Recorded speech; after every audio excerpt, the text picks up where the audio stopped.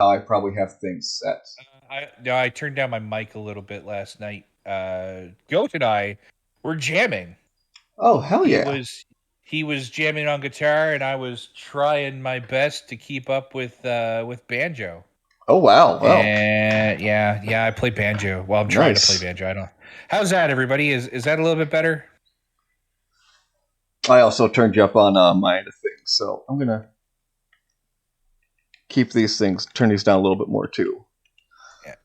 The as far as like it's not a bad game, but audio is fine, boys. Okay, it's good mix now. Okay, good. The game itself, I mean, yeah, you can take it or leave it. It's the franchise, the Ghostbusters franchise, from the movies to the game. Because let's face it, there's a couple of video games. There are multiple Um, games out there, yeah. yeah. To the real Ghostbusters, the cartoon. I mean, like I know personally, I grew up with all of that stuff. I used to have Ecto One, the car. I used to have a bunch of the action figures. I had an actual, well, not an actual proton pack, but I had the plastic proton pack, and I would go around as one of the Ghostbusters or a new recruit or something as for Halloween. And yeah, Ghostbusters was a big part of my childhood. Mm-hmm. Oh, yeah, same thing here. It was mostly the real Ghostbusters at first growing up. Then we had a recorded version of the first film, probably from HBO when my parents had that, probably recorded that.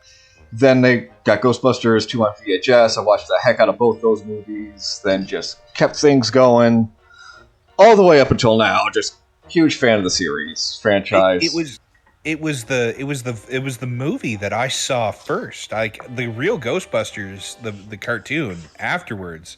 Like I would watch and stuff like that. But my parents sat me down to watch the Ghostbusters, and I loved it. I was like, "Yeah, this is awesome." Oh, And yeah. I realize now, looking back on it, that was not a video or a movie that you should be showing to a child of my It was age. rated PG at the time. It was parental guidance. That was considered fine at that time. Well, we grew up at a different time. We That's all. did. We did. But yeah, it's a hell of a lot of fun. I even had I had a lot of the old Kenner toys, the Proton Pack, the Firehouse, the Ecto One, some figures. So yeah, it's all over there. And my older Well, I years, mean, the toys have only gotten bigger and better. well, Built a couple I mean, Proton Packs. just recently you had your Ecto One build too. That's how'd that go, anyways? What's the status on that one? Do you is there? I know. It's as completed as it's going to be currently. Eagle Moss, I think, is still going through, uh, their shit. Yeah, they went So bankrupt or something, they're didn't they're they? going through the equivalency of what is England's bankruptcy. Yes. Yeah, and the most recent, seems unlikely Eagle Moss will rise again. So yeah, that's probably more or less done. So who knows? But again, there's really no news if anyone's picking up the build or anything like that. So unknown at this time. But yeah, mine's probably as completed as it's going to be. So Oh my. So but catch up on chat here, just to catch up. Apparent Bully Snake is saying that Ron Jeremy had was an extra.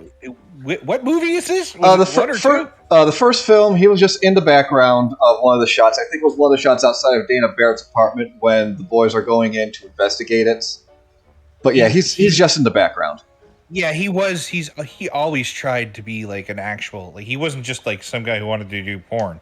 He was always trying to be an actor, and so that's probably Yep. it's cool that it's like, hey, Ron Jeremy, porn actor, but it's probably more along the lines of like it was Ron Jeremy, the guy who's trying to make it into acting. No, it's a hedgehog. It's a hedgehog. But Yeah, it's the anyway, hedgehog. we're gonna go ahead and start the game up right now because Woohoo! we could just keep talking for the next 2 hours. We're gonna Oh God, yeah, yeah we could. start a new game. Again, we're playing this on the 360. Von Cody Schweiss says when a child would watch the original Ghostbusters until the videotape was demagnetized from use. Remember drinking my antibiotics medicine from the bottle when sick and quoting the scenes where Ray and Pete are drinking liquor as they God. I don't know. I don't know. Just pick up the phone and call the professionals. Call the Ghostbusters. We're G. Rick Moranis is way different than PG Rick Moranis. Well, yeah, I mean, you got Honey I Shrunk the Kids Rick Moranis, and you've got Spaceballs Rick Moranis. Well, yeah. And then you got in between with the Great White North Rick Moranis. Oh yeah, well that's Canadian. That's a different whole kind of different rating system up there now. Take off. Take off. And in case you guys can't hear, I've got the subtitles on for everybody. Spooky. Well, why don't we talk about it some other time? I always love the intro to this. It was just like, Buddy starts going into like mass exposition. He's like, why? Why are you talking about this right now when I'm freaking the fuck out? Biakuaz. What a gozer, eh? Thanks, Frito.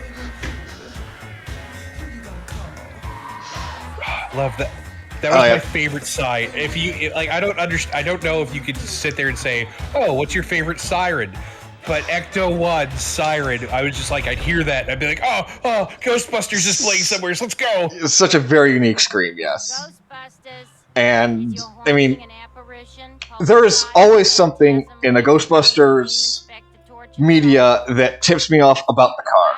In this game, it's that in the movies, the spotlights on the front of the vehicle are red, whereas in the in-game model, they're blue. They're supposed to be blue. I don't know how that got mixed up, but it is. But at the very least, they got the correct number of fog lights on the bumper, and that's 4. I don't know how other places screw it up, but they've got 6 fog lights. What the fuck? That's not right. I knew this was gonna happen because as soon as we start talking about trivia, you're gonna start pulling things out left, right, and center. That I'm just gonna be like, I know that, but I didn't know that I knew that. No names, Ray. I don't want to get too attached to this kid.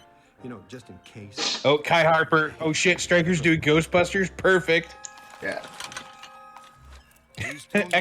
What are you talking about? The Ecto 1A was a gorgeous vehicle. Just look, I as much as I love the first film and everything about it, and I like the first car, I probably like the 1B a little bit more just because it looks so much more fantastical.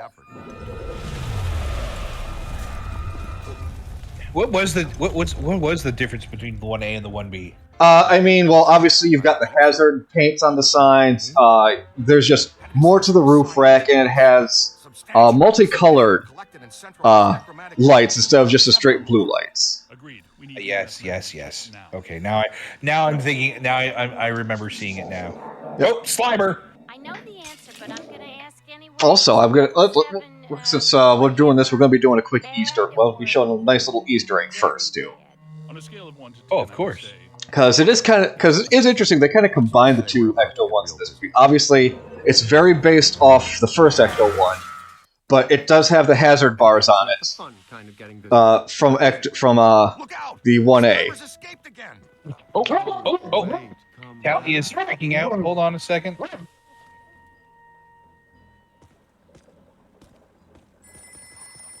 Yeah, see, and if we look back here, we get to see the old signage and the doors from the Ecto 1 from Ecto 1A. So you got the Ecto Ghostbusters 2 symbol back there. Oh. Sorry, guys. I had to mute for a second, and Tally started losing your shit. I apologize. There it is. It seems oddly drawn to the containment. Oh, it's been a long time since I've used this controller. It is so used. I don't understand. To be perfectly honest with you, I couldn't. I don't think I could play this on control. Oh, come here, Tally. Come here. It's okay. We got to redeem. Kai Hopper redeemed a pet for Tally. Yes, I know. There's a car that went down the driveway, wasn't there? Yeah. It's okay. Come here. Oh, that's a fat guy. I was fine-tuning the interspatial gasket this afternoon. I'll fix it. You two get those ghosts. I had to pop the buttons back in order. Okay. I gotta go. I'll be right back. All right. Well, you guys are stuck with me again. Let's just look at the workbench real quick. Got a proton pack in construction here.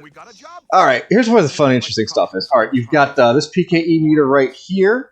It's modeled very much after the PKE meter from the real Ghostbusters because it's got the arms up on top and the more of a box body, circular. The large screen. Let's see, this trap right here. and also these up here, if you can see through the reticle, those are the traps basically based off of the Extreme Ghostbusters, the continuation cartoon series back in the, I want to say, late 90s, early 2000s. Then right here, obviously, we've got a completed Neutrona wand that we'll see at the end of the game with all the upgrades and everything on it. But no, these guys did a great job fitting a lot of small little Easter eggs and everything into the game when you look all around. Like, obviously, you've got the bigger containment unit there, inspired by the real Ghostbusters and things like that. So let's go ahead and follow Ray into the basement. And I'm back. Sorry about that. Unexpected coffee delivery from my friend. Oh, hell yeah. Coffee. That is what Tally was barking about. Oh, let's see. She saw my friend in the driveway and was like, he came in and he was like, I got a coffee for you. And I'm like, oh, I'm streaming live, brother.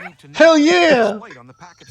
Yeah, I just went over the equipment, the Easter egg equipment that was on the bench there, the Extreme Ghostbusters trap and the real Ghostbusters PKE meter. Yes. I do like the system that they have for like health. And, your charge on the proton pack. Everything's on the pack. Like that green circle above everything. That's the green health that's up on the. God, that's not the bumper. I forget that component, but that is the ghost health as well. Oh. And then you see the 2 vertical bars and the 3 lights. That's your health. Yeah. Everything is displayed on the proton pack, and then there's even some displays on the thrower if you're able to actually zoom in and look at that as well. Yeah, I can see where it's beeping. That's like the same as the proton pack. Never realized that was like the green thing above the above your health. There is the ghosts. Huh. Yep. All right. Cool. Something you learn every day. Yeah, everything. Like you could turn off the HUD completely, and you can just read everything off the proton pack. Mad Ducks, welcome. Hey, Ducks. I'm now legally back among the living and land of the living, and I have holy bean broth in my largest mug. I have my cat laid out upon my leg, and I am watching Looney's stream. This is goob enough. Ooh, we lost Slimer. Yeah, I've noticed a large portion of the BPL auxiliary have cats. Yeah, well, I'm also getting a kitten in a couple of weeks, so I'll have a dog and a cat. So. Oh, we got the sloth ghost. We'll go over the artifacts and the ghosts a little bit. Oh yes. Let's just go ahead and take care of the sloth ghost here. Yes, it's not pictures. It's your. What are the goggles called? Well, they're just paragoggles, basically. Yeah, the Yeah, you gotta get like pictures of the paragoggles. Yeah, scan with the PKE, but this one's free. The first one's free here. Ah! Oh, sorry, we crossed the streams. What fun! You can project the capture stream or wrangler manually using this control. On the other hand, the pack will detect when a ghost is. All right, let's just go ahead and finish this up, Ray. Woo! Also, that red light on the back of the pack where the crank generator is supposed to be also indicates that you're healing currently. Oh, cool. I suppose. You got it. As soon as your ghost is in your capture stream, the slam meter begins to slowly charge. If you want to accelerate the slam meter charge, you can wrangle or counter-wrangle the ghost. When he zigs, use that, kid, left and right.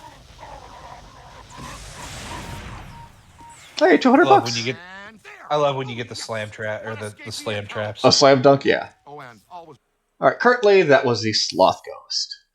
Let's see, the central coat. That's a lot, yeah. The central coat now traditionally auctioned off by a family Thanksgiving feast and donated the proceeds to charity. Usually the St. Nicholas Rehabilitation Mission for the Wayward Angels. In 1937, was it Arbison Morguncher, a wealthy but lonely. Somebody if there's another mod or Mad Ducks, if you can get rid of that happy idiot. Basically, a real fat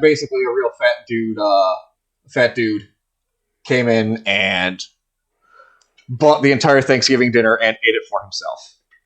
That's the lore behind. Yep, lore behind the sloth. Yeah, he proceeded to eat the entire thing all by himself. First one though, a very nasty customer. Oh, and you've Thank you, that confused one. Crossing the streams. In a word, Zorg be praised, you burned him alive. stings like the Dickens too.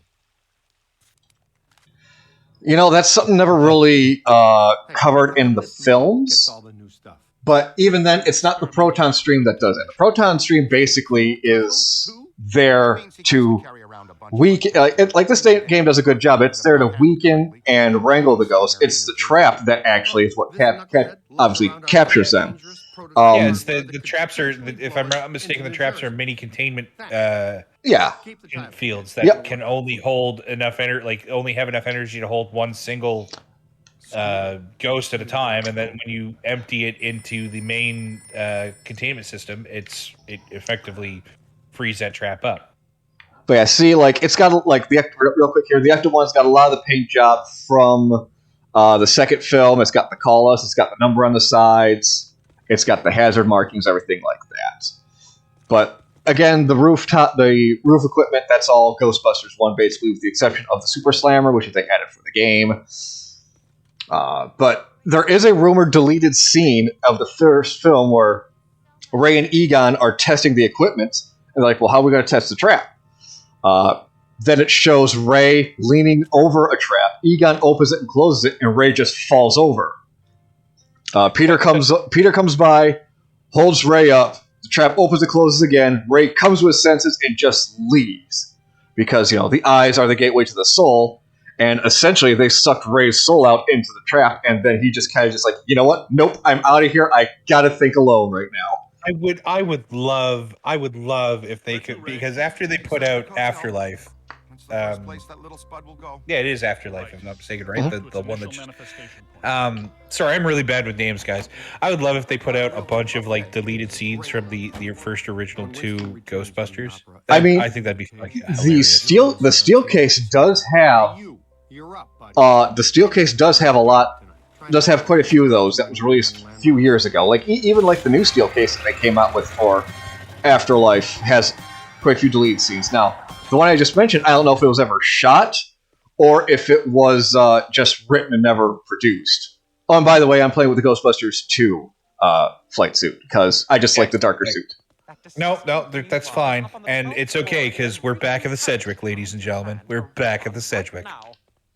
So if you check the fine print on our Invoices. I don't think they were able to get the original actor back for this role. No, I believe the original actor had passed away. But they did try to get as many of the original actors back for this game as they could. Yeah, they've got like the 4 main characters, which would be Harold Ramis, Ernie Hudson, Dan Aykroyd, and Bill Murray. Doritos! I miss it. They got Annie Potts back as Janine, of course, because she was in Afterlife as well. Yep.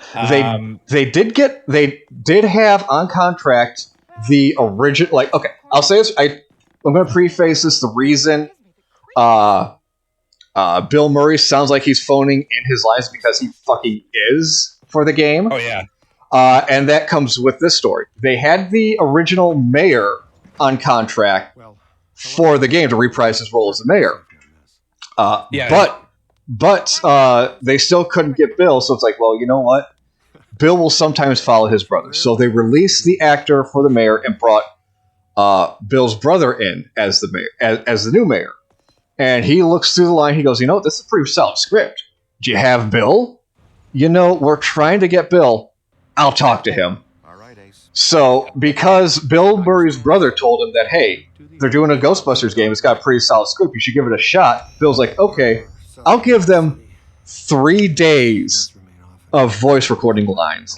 But they have to come to me in New York. He gave them 2 days. And that was it. So yeah, Bill Murray's a bit of an asshole. Yeah, he can be. Cody Schweiss had said it. Bill was still on the outs with Ramis at the time. Yeah. Oh yeah. He did. I think it was. No, it wasn't until Ramis was on his deathbed is when Bill finally was like, "Hey, I'm sorry." I thought they had started working things out at the end after this just a bit. No, majority of this movie was recorded. I'm sorry, this game was recorded, in LA, everyone came out to the studio, to the guys, making the game. Bill was the only one they had to go to. Yeah, well, you say movie. This was for all intents and purposes. This was the third movie. That's true. Yes, Dan Aykroyd was like this, like right as of 2009 when this game came out. Aykroyd was like, this is like as close to the third film as you'll get. Yeah, and it does a good job fitting into the line. Yeah, into the timeline. Yeah, I thought it was like, that's why I love this game, because it's so fitting with it. Mm-hmm. And then of course now on top of this, you've got like the Transformers games. It was made by fans for fans. Yeah. Well, then of course we got Afterlife after that, which was also made by fans. Oh, it's just made by Yeah, I mean, if you you're not going to find two. You might have your own personal opinions on Afterlife, but I know me and Stryker both love it. Go ahead. I'm sorry. All right, let's see if we can recreate the film scene. Got a hold of myself. Along the wall and into the wall. There we go. Let's go, Peter. Oh, nice shooting, Tex. Oh, that'll come soon enough. You two have fun now. I'll cover the elevators and escort any ladies safely to their rooms. Yeah, okay. And this signal looks just like your elusive little targeted entity. Hang on, let's just they anticipated someone doing this. Also, another reason I like using controllers, because I could walk and not just always run or stop. Stop. Yeah. You're creepier than that ghost. Go down with Ray. They knew you'd follow Pete. I mean, yeah, some of Bill's lines are all right, but he phoned it in. He fucking phoned this game in. Mad Ducks, I enjoyed Afterlife enough to say it in bold and highlight it. Anyone has problems, I'll meet them in the Waffle House, as is the tradition among my people. Thanks, Mad Ducks. I watched when I watched Afterlife. Spirit Guide. We just scanned some ectoplasm. Thick, slimy substance. It's ooey gooey ghost residue. It's ghost snot. Ooh, ghost snot. Yummy. I love the kick. The kick is the Ray's kick is awesome. Yeah. Afterlife was very when I watched the last bit of it. I'm not going to give any spoilers. I got a fucking chill. Oh yeah, I shed a tear. Oh yeah, there was just some wow, that was nice. They did a really good job with the film. Getting warmer.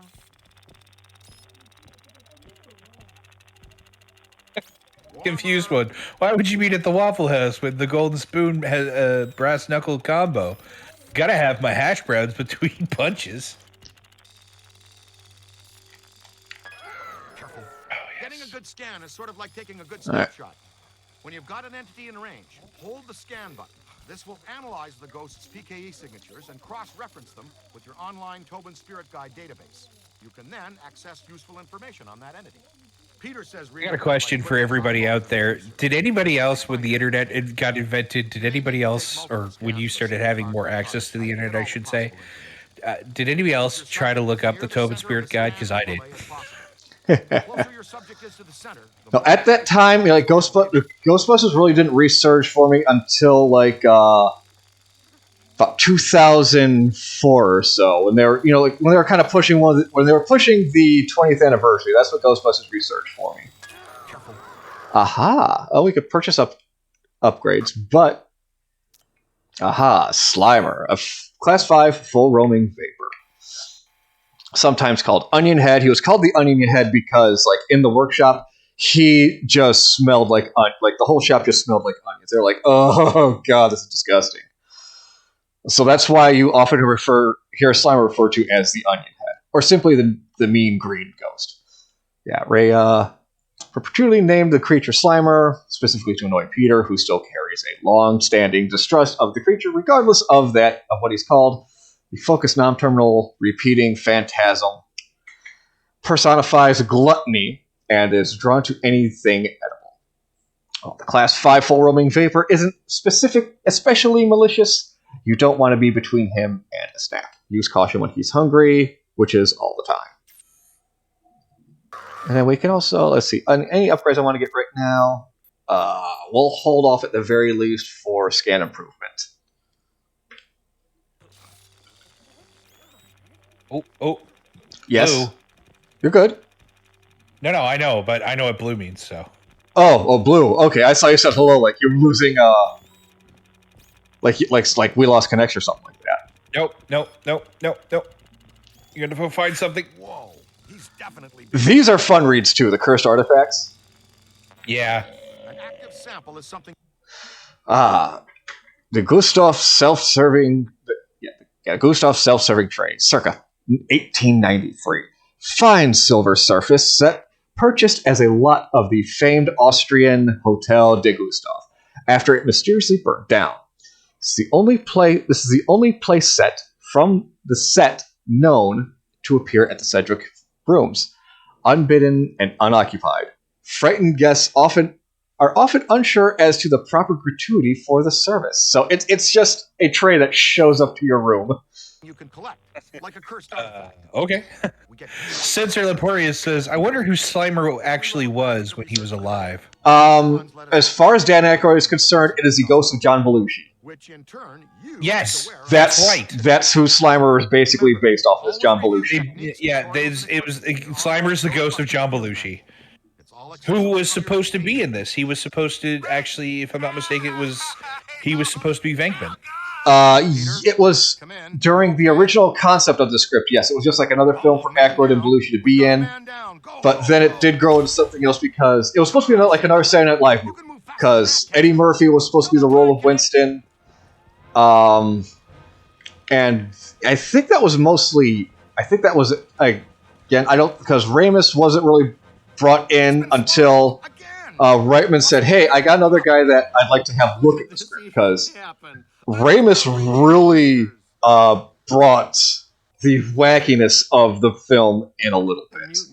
And that's to say nothing and it's nothing to say for the daily script rewrites that the film went through while shooting. It's all about teamwork.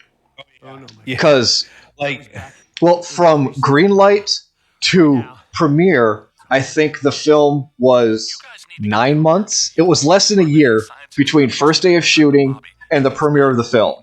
More ghosts? A lot of the first film was seat of the pants. Oh my god. Because, again, Bill being Bill did not confirm or deny his participation in the film until he showed up to the first day of filming. I'm not taking the stairs. Today's not my cardio day. Again, Bill Murray has always been Bill Murray. Yeah. I mean, there's a reason why there's a meme around him. Yeah, and I'm so glad he did not take the role of Eddie Valiant in Roger Rabbit.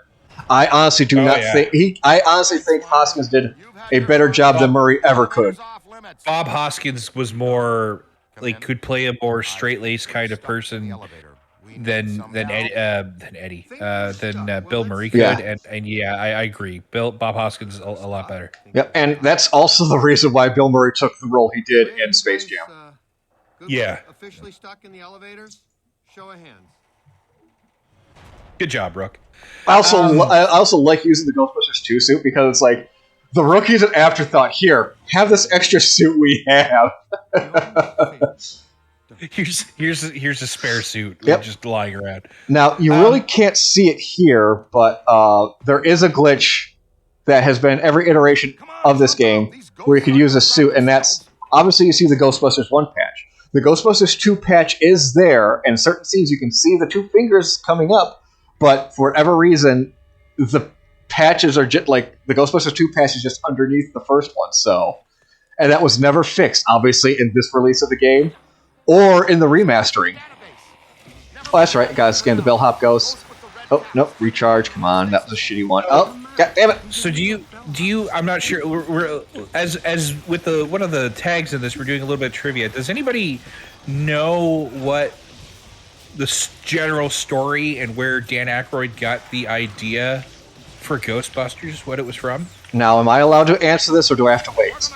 Well, hold your tongue for a little bit, because we've talked about this, and I've got something that you might find interesting on this. That's why I asked, am I allowed to tell if I'm allowed to?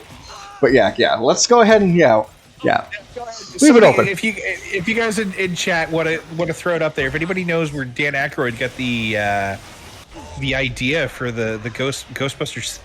Okay, did I not? Okay, I did. Yeah, you Okay. scanned it. I did get a good scan. I'm not seeing too many people that a dream. Oh, we got Hidden Boss is a dream. Kind of, sort of, actually. Grim. Jack Black as Bowser is great. Oh, great. LSD. Okay, all right.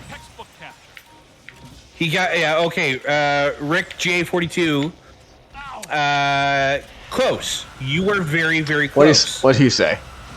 He said he got it from he got it from a childhood of reading occult books.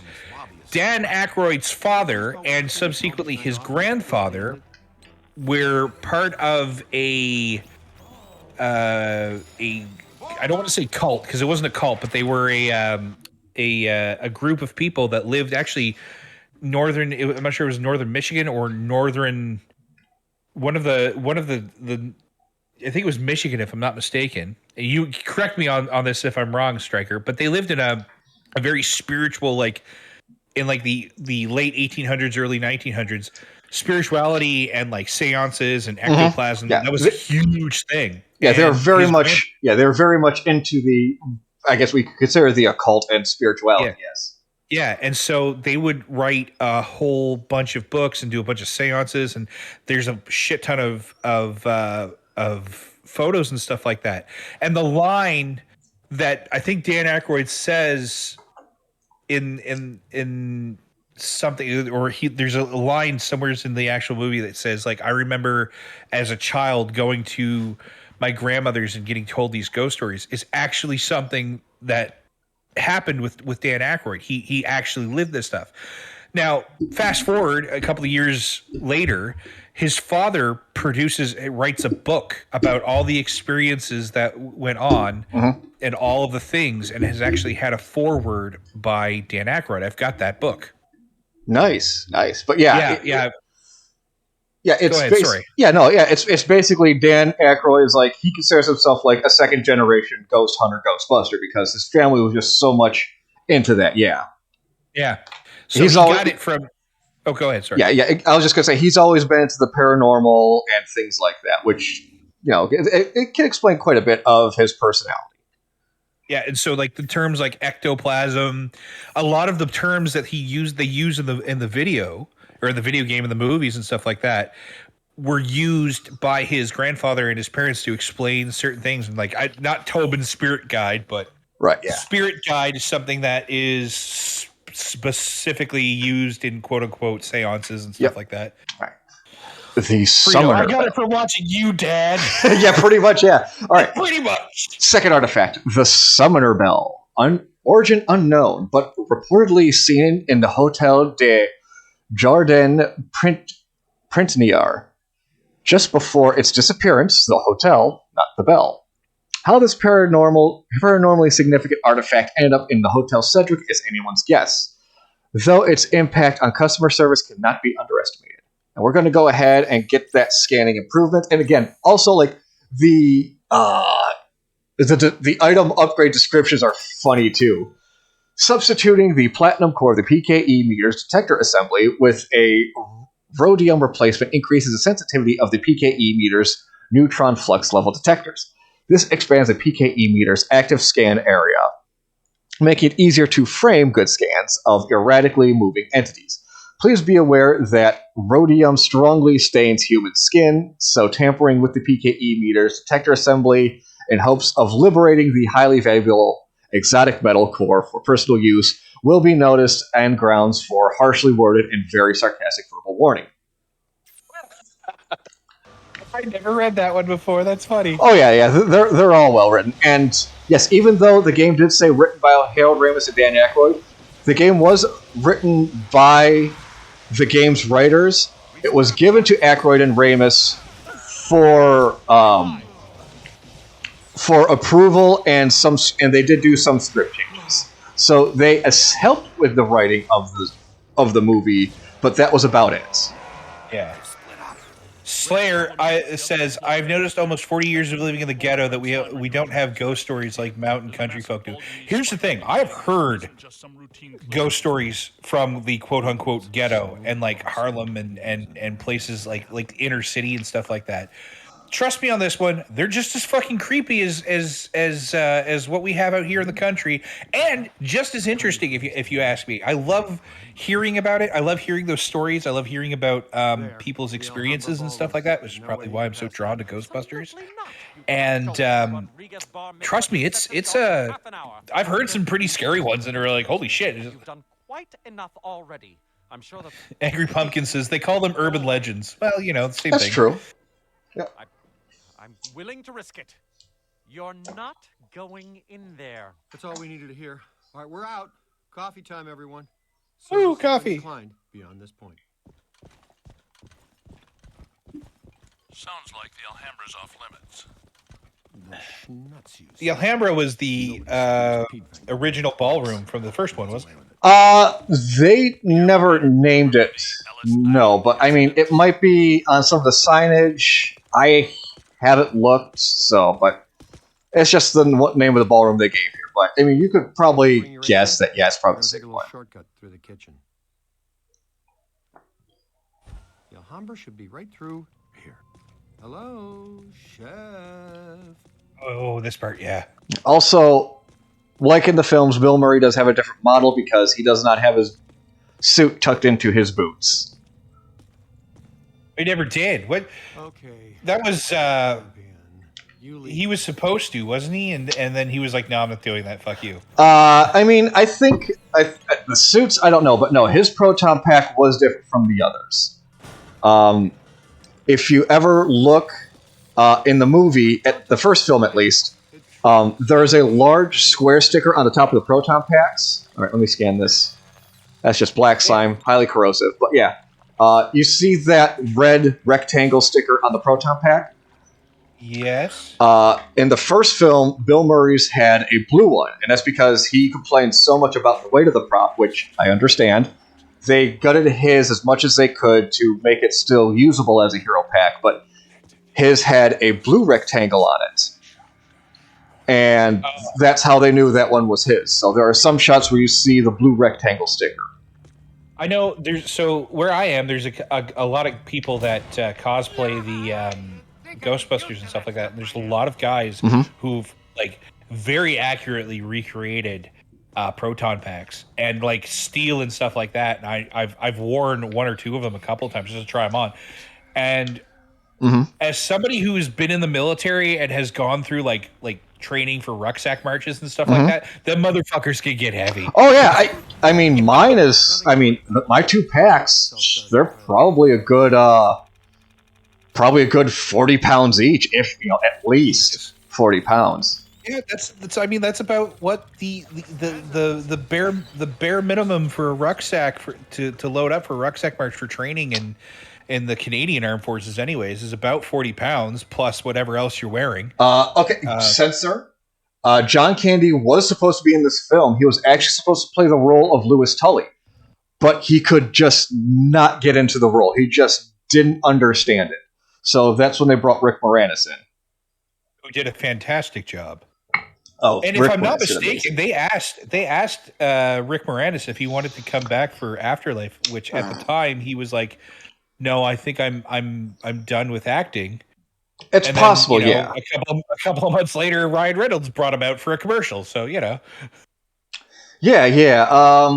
That's. I mean, the reason Moranis was out of acting was because his wife had passed and he wanted to take care of his kids.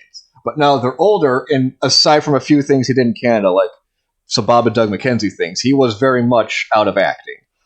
But it hasn't been until recently where he started to come back. He did a lot of not voice acting, but musical work and stuff like that. He was doing up here.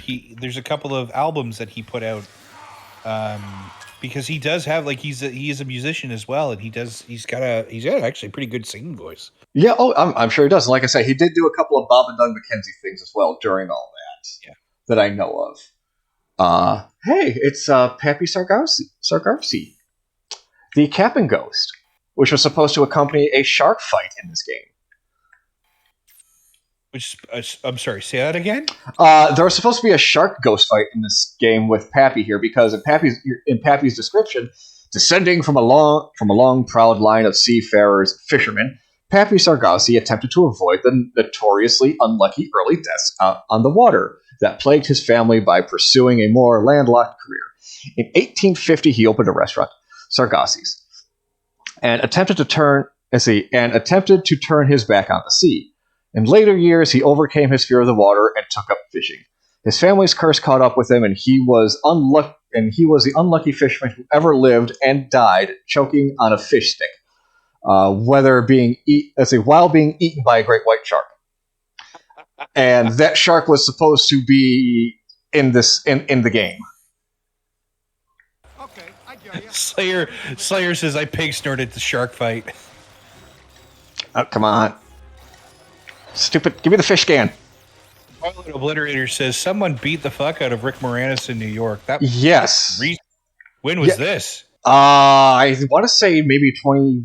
It was at the very least in the teens. Yeah. Okay. Like I want to. It wasn't 2020, obviously, because nothing happened in 2020. And by saying that, I mean like we were all grounded that year. Yeah.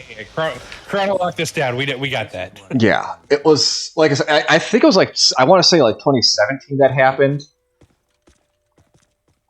I mean, I have to agree with Slayer. Like, why? Why would somebody beat the ever living crap out of them? It's just kind of point. I love how the proton pack, your proton wrangling beam, also acts as an anti-gravity field. That's pretty good. Yeah. All right. Let's get one of the most important artifacts of the game. Go back and get that money. Frito, people crazy in NY. Yeah. Oh, yes. Yes, the most important fucking that is. Circa 1989, a Ghostbusters craze broke through New York City following the Vigo incident of 89. Souvenir street vendors moved literal tons of unlicensed clothing and cheap knockoff novelties. It's estimated the Stay Puft figures outsold the usually best-selling Statue of Liberty by more than 2-1 over that year. Even the new wind-up version of Libby. The trend faded almost as quickly as it began, and sales of Ghostbusters merchandise dwindled. Some remainders can still be found on the streets of Manhattan and the boroughs, and maybe even be imbued with supernatural elements. Yes, the Stay Puft Marshmallow Man figure. I do love that scene from Afterlife where all the little Stay Puffs. Oh, wow, it was 2020. Wow. Moranis was attacked October 2020, apparently. Minor bruises to the head, hip, and back. God damn. Yeah, still that sucks, but yeah. That's sad. I mean, like people are like, well, Rick Moranis can be quite an intimidating person. No, yeah, he's only like 5'5". Yeah, he's like 5'2" or something like that. Yeah, he's not a huge person. I can understand like he might have said something snarky, but still not a reason to punch a man. All right, I love the achievement in this game for this level. Again, Rodriguez Bar Mitzvah, correct? I'm gonna take back. Yes. Blast him until he's dazed, and then throw your capture string on him. Why is there a ham? There is a ham here. And, I mean, I've already gotten it, but there's achievements. Well, it's you missed that it's Rodriguez. It's the Rodriguez Bar Mitzvah. So, some people that are attending might not be Jewish or Orthodox anyways. But still, like, if you give me your ham. Where's ham? Okay. Well, it's cooked now. You just threw a particle accelerator at it. There is an achievement for blowing up the ham, and it's called keeping it kosher. Isn't there another achievement like for you, like getting like burning off all the whatchamacallit, the everything but the flowers? Isn't it like, if I'm not mistaken, that was the flowers are still standing? I don't think there is, but there goes a chandelier. I did that. That was my fault. It's okay, Ray. That's it, buddy. The table broke the fall. Monster breathing hard.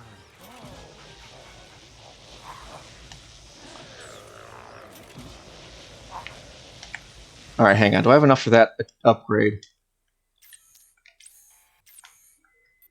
No, I don't have enough for the walking one yet.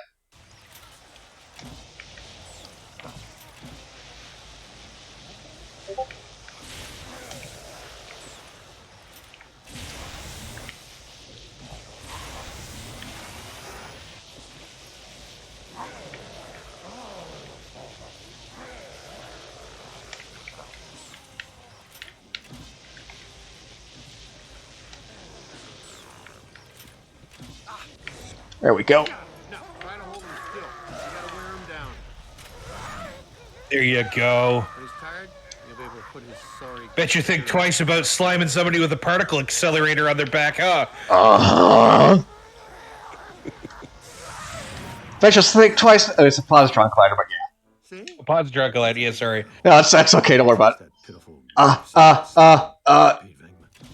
by extension, you. I didn't have time to draw a penis on the wall. Perhaps a place sitting disturbed. Still It was a good attempt, though. Very valid point. Rodriguez blowout. I consider that's exactly what the rookie would do. That's what anyone would do. The guests are arriving in 15 minutes. What seems to be your problem? Thanks to me and my new exclusively assigned recruit here, the festivities can now proceed in an entirely ghost-free environment. Honey baked ham is kosher. You tell yourself that every year. All right, you know what, Censor? We'll take your word on that, friend. To the Rodriguez, L'chaim. But yes, the flowers are still standing. Yes, that was Ghostbusters 1. That was a scene where he's like, wait, I always want to do this. But no, I don't think that is initially an achievement in the game, though. I thought that was. I mean, we could take a quick look here. The only achievements I'm missing are the online ones. Oh, that and do under like $10,000 worth of property damage in professional. That one is hard.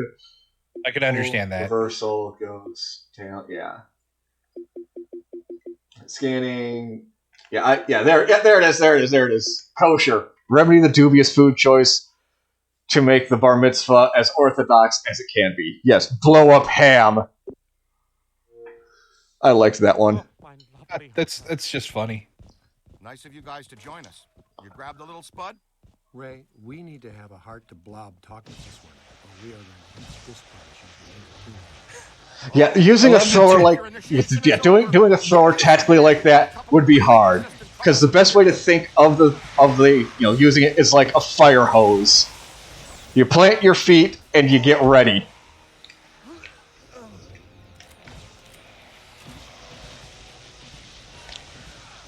So shooting from around corners like that'd be pretty hard, I think. Well, usually that's done in usually shoot around corners like that to quote unquote suppress something. I don't think you need to suppress a ghost. I mean, they are putting up kind of a fight right now. I wouldn't be against ghost suppression right now. Yeah, but I don't think they're taking cover, is what I'm saying. Yeah, they are being a little aggressive. They're just floating around, throwing stuff at you.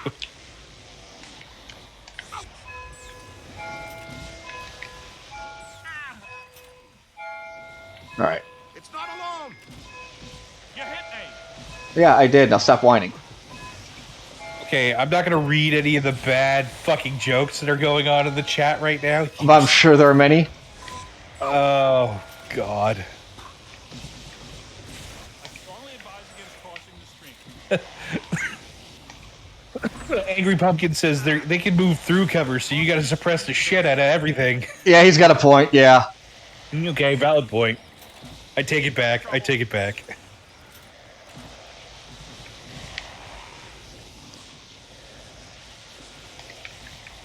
Oh my.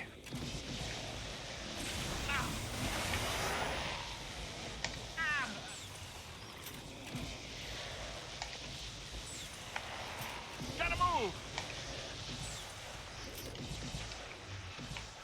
Oh, I'm not. Buddies up. Yep, I am not looking forward to the library level, but I'll say that. That's always been one of the roughest. That boss is always one of the roughest ones. The library? Yes. Yeah. Yeah, I hate the floating books in this. I mean, the books aren't that are cake compared to the boss of that level. It's the boss of the library and the cherubs at the end of the game are like the hardest fights in this game. Well, that kisses my boo-boo a little bit. All right, now. Oh, wait, what's the ham doing out here? It's a haunted ham. Oh, are we missing a ghost? Because the music is still going. Sounds like it. The AI is pretty decent at going after them. Sometimes you kind of got to bully them into place. Could be that it's just like sometimes like the music is. I find that it just sometimes it needs to finish a certain thing. Sometimes, nope, yeah. I mean, there are, I mean, all games are going to have some kind of jank to them. Considering ghosts shouldn't have any collision, they can't get stuck somewhere, can they? No, I don't believe so. No, I think we just hit one of those little jank spots, which is fine. Reload checkpoint, that's fine.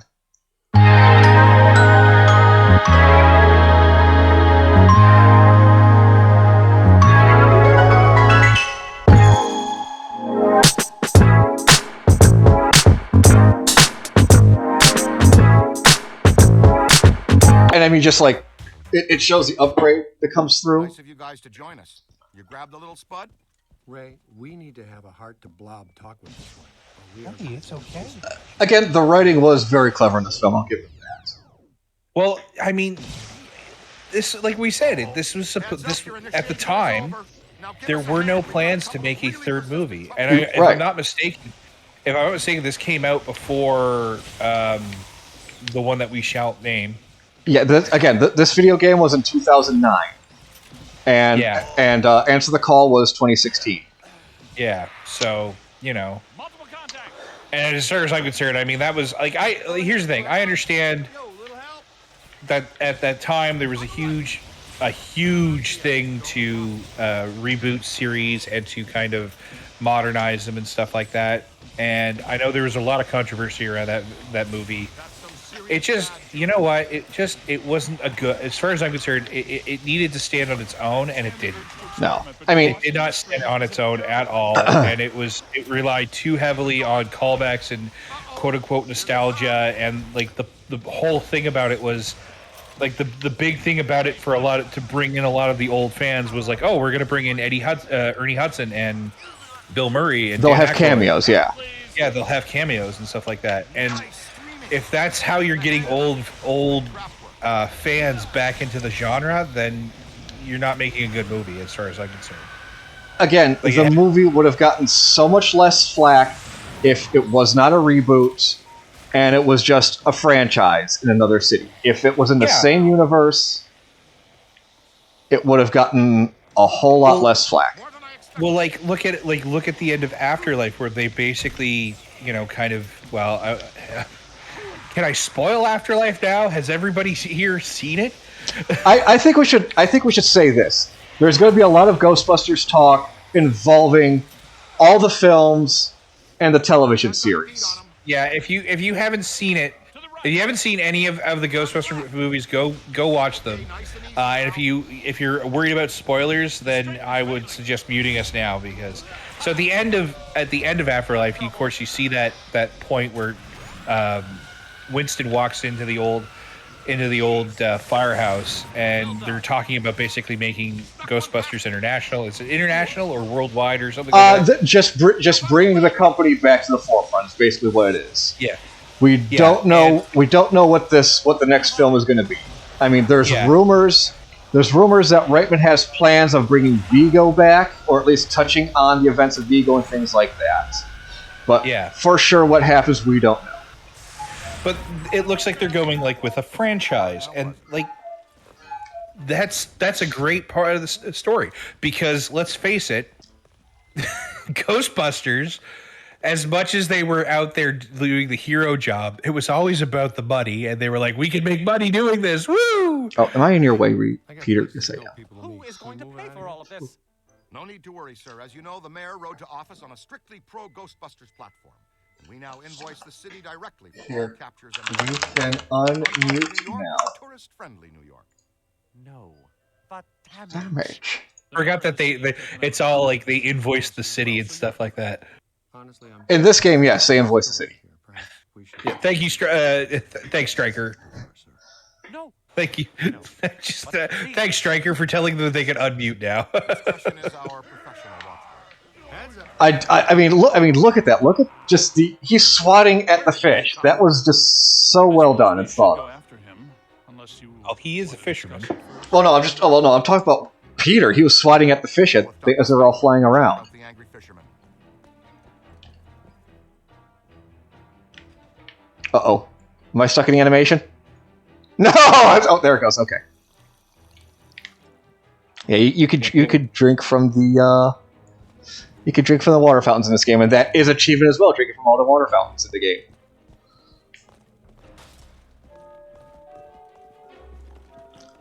Let's make Egon run.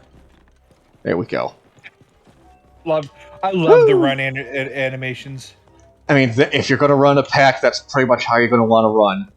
Yeah, lift those knees. Yeah, lift those knees, hold those straps. Oh, we got a water break. Oh, water break. The hidden boss is I don't have water. I have coffee, so I'll drink my coffee. I'm out of coffee. I should have refilled my mug before I started. Okay, I'll tell you what. I'll double drink. I'll take yours as well. All right. Ooh, it's a nice popper. Can't get across there. Move. Take the lead. Take this trap. And just hucks the trap up. But I've already got one. And you got a popper, or a trap, I should say. Ooh, spooky purple door. Oh, okay. I guess we won't go that way. And it locked.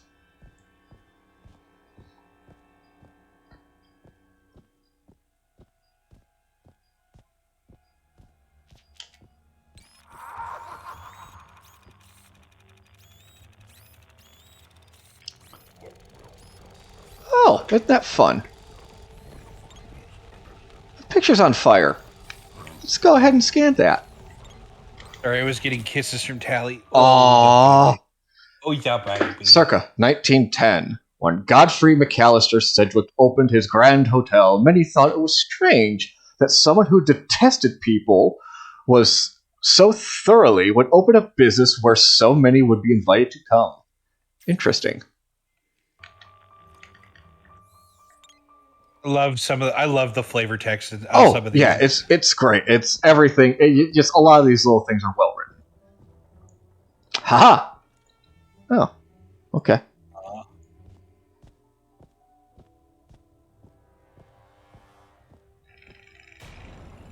No, thank you. No, thank you. Oh no! God, it's getting worse. Oh, my boots are wet. Oh, my socks are wet. I'm done. Hey, is there a bathtub overflowing up there? More specifically, a 7,000 I hate wet socks. bathtub filled with protonically charged seawater. And I love that Egon is so fucking very like scientific. Yeah. Like, more specifically, a 7,000 cubic meter bathtub with protonically charged seawater. Yeah, you just see the rookie. He walks out and says, "I'm done. I'm good. I got wet socks. Thanks for the job, guys. Here's the pack back, but no, I'm good. I'm out of here." You didn't say the job was. You didn't warn me about the wet socks. No. Oh God, no wet socks. No, not gonna happen. I don't mind the slime. I don't mind the spook and scaries, but no, not the socks. this type of highly agitated environment is a likely manifestation point. Oh yeah, those little bastards. Yeah. Huh. Ah! No! Little bastard. I used to hate. Oh, they are terrible. They suck so much. So I don't know if you've got like your gamma turned up or whatever, but in the PC version, I never turned up the gamma until like the first time I played this. And so I was always wondering where the fuck they were coming from, and all of a sudden these things would come out of the. What the hell is that thing? Where'd it come from? Oh yeah, they just jump off the walls. Yeah, the candelabra crawlers. Yeah, they just suck. Because they just swarm so much and so quickly. I mean, they're weak as hell, but they just swarm the ever-living hell out of you.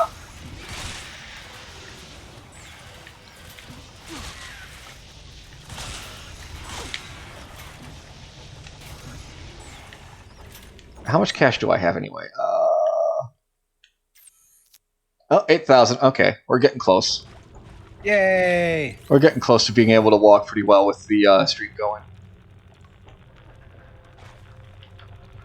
What's the upgrade you're looking for? The next upgrade I'm gonna grab is the stream recoil decrease.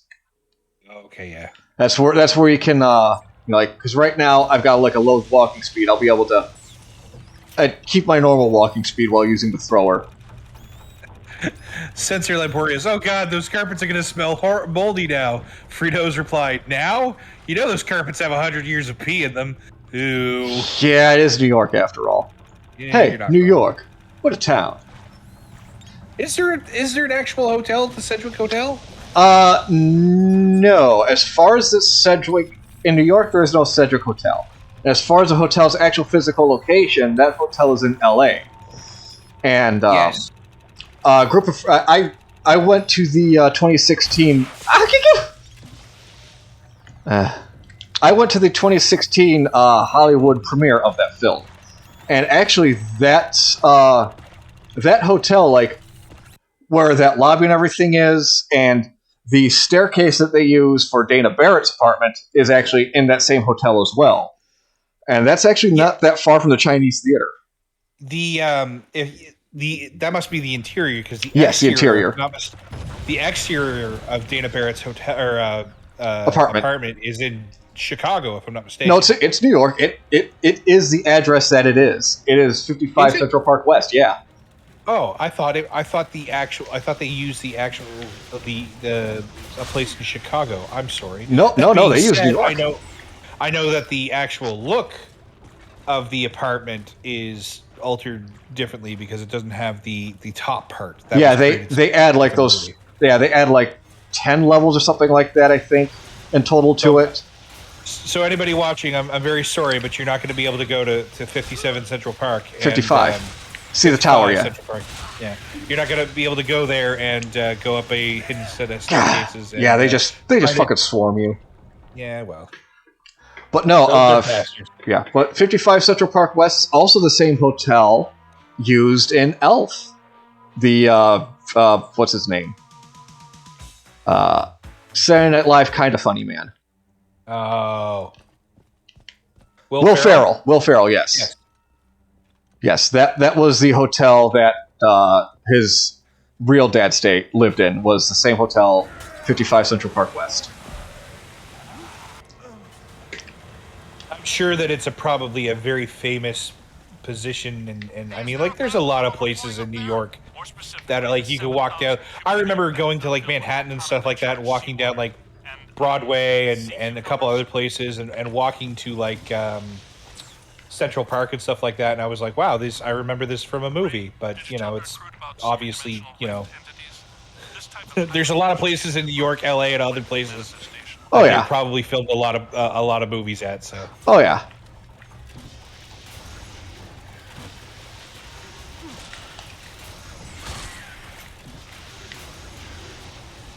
Striker. Yep. I'm still here. Good. Okay.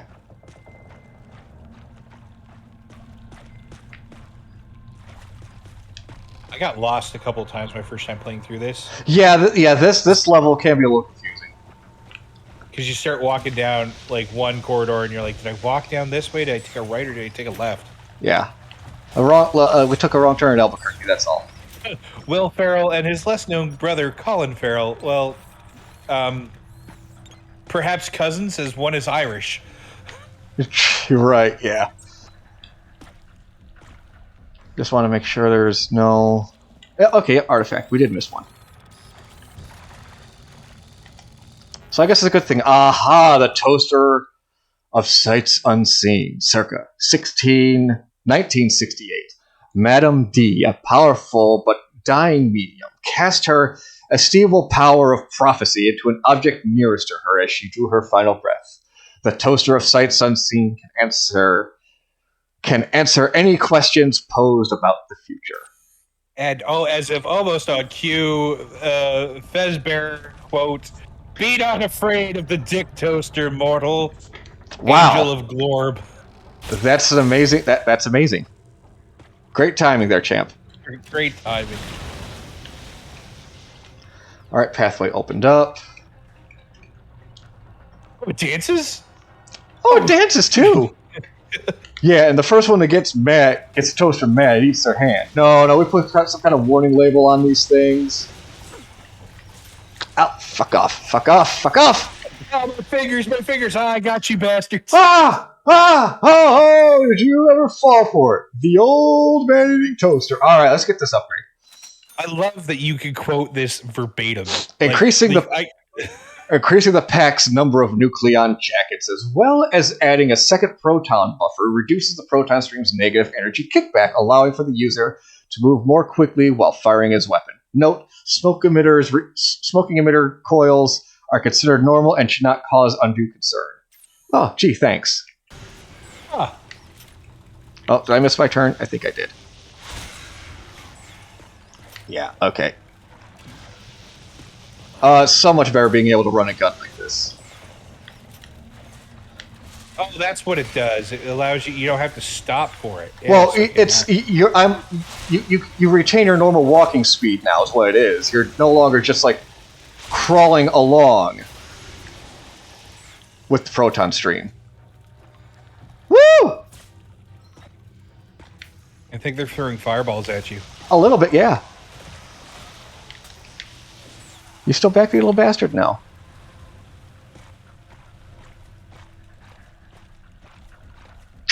Hey, chat, question for you. What would you do with a proton or a positon collider?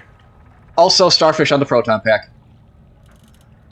Starfish on the proton? Oh, yeah, there's starfish on the proton pack. He just slowly crawls around. I thought that was, like, when I first noticed that, like my second playthrough or something like that, I'm like, oh, this is so fucking cool. Look at that. He's just crawling around there. Where is he? Well, right now he's on top of the pack. But, okay, that's why. Yeah, see, there he is. Oh, yeah, there he is. Yes, now I see him. Yeah, the lighting in this section ain't all that great. But yeah, he'll crawl around. He kind of crawls around the top of the pack. Okay. Well, at least they ensured proper drainage. Well, through an elevator shaft, yes. Sucks to be anybody on the lower floors. Pretty much, yeah.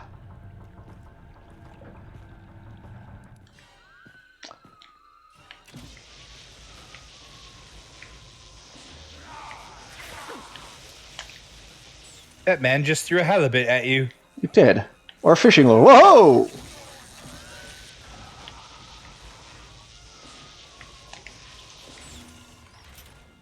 And why did he throw that at me? For the halibut. Puns. Aha! Angry Pumpkin says I thought he threw a shark at you. Well, it's fishy, whatever it is that he threw at us. Spur, if you silly, it would have been better if you said, "And you give me carp." Nice going. You might really be the Oh wait, you did say that. Yes, you've destroyed a significant section of a 5-star New York hotel in just under 3 hours. Your mother and I are so proud, aren't we, Egon?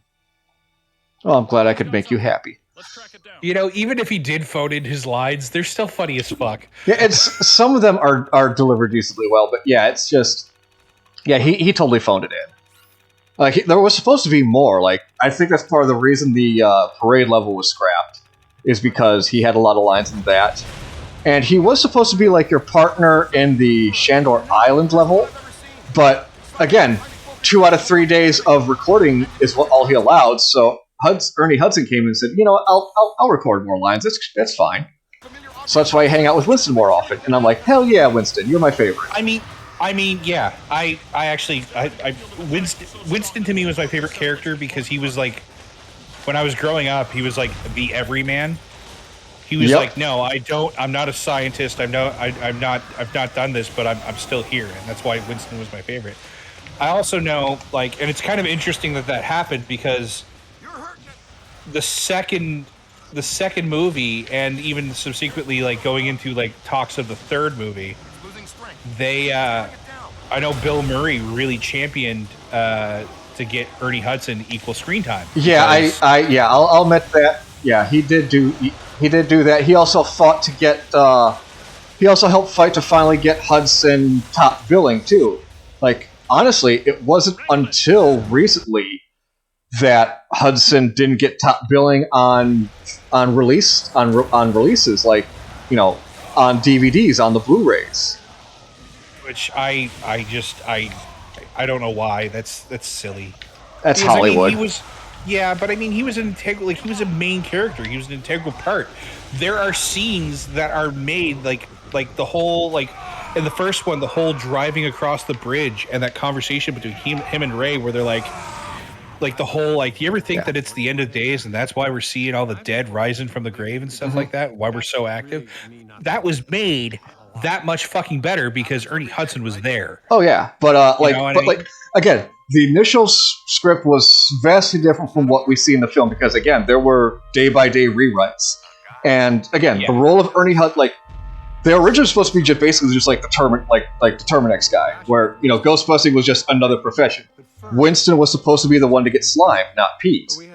That was supposed to be Eddie Murphy was supposed to play the role. But when he was supposed to play the role of Ernie Hudson, but again, things got completely rewritten. Just because when Ramis came in, again, things were rewritten day by day, too. So, because there were a lot of times where Hudson's on set, but not doing anything. Well, should I be in a shot with these guys? Should I be in a shot with the guys now? Kind of thing. Yeah, when you got a camera call. And you're not doing anything, I imagine that probably is a freaking... Like, why am I here? I shouldn't be here. Oh, hey! Hello, big boy! Oh, and you know what? For people wondering, the reason we're playing the original 2009 release of this game is because I believe it is actually visually better than the remaster. Because the remaster did the whole, like, AI visual upgrade, and it butchered the Ecto-1. The in-game model that is driving around right now, they butchered it. Because I've posted pictures like, I mean, look at this vehicle. It is just a great model and everything like that. You can see the grille. It looks like a Cadillac should. I encourage anyone to look at the in-game model of the Ecto-1 for the remaster, and hell, I might even pull that up on the Switch just to show you. It does not look, the front of the vehicle does not look anywhere near that good. So we're gonna Striker and I are gonna be throughout this playthrough. We're gonna be kind of going back and forth between me playing and him playing. I'll play my version of the game up until the point that he gets to, or something like that. We're going to work it out in the back, but I'm going to be playing the PC version of the original version. I'm not going to be playing the remastered. And so it's going to be interesting to see, because Striker's playing the 360 version right now. It's going to be interesting to see the difference between the 360 version and the PC. Although I don't think there should be too much. They're really the only differences between the PC release and the console release was the multiplayer. And that's of the quote-unquote realistic version. There was another version of the game released on the Wii and PlayStation 2, which was a very stylized version, and there are different story beats in that version as well. But no, it's going to be the same story, same game, and everything like that between the two. It's just the play styles will just be different as far as like what we upgrade and everything like that. Yeah. I'm pretty much around the same I upgrade things like probably like similar that you upgrade. You know what I mean? Like so, but it's just. We're gonna figure it out. We're gonna hash it out. We're gonna play Ghostbusters until we're finished Ghostbusters, and it'll be our Halloween treat. I know that there is a couple of spooktacular streams that are planned for specifically for WBPL 76 this October. Check. Yep, I got that. I know. We're gonna scare the ever living shit out of Fabric as best we can, as we always do. Even more so now because it's Spooktober. Master of Mayhem. Speaking of the Ghostbusters car, whatever happened to that WBPL member who was assembling a huge metal model of it? Well, I don't know. Striker, whatever happened to you? Eagle Moss went out of business, and the model is as complete as it will be. And so it's just sitting in my basement right now.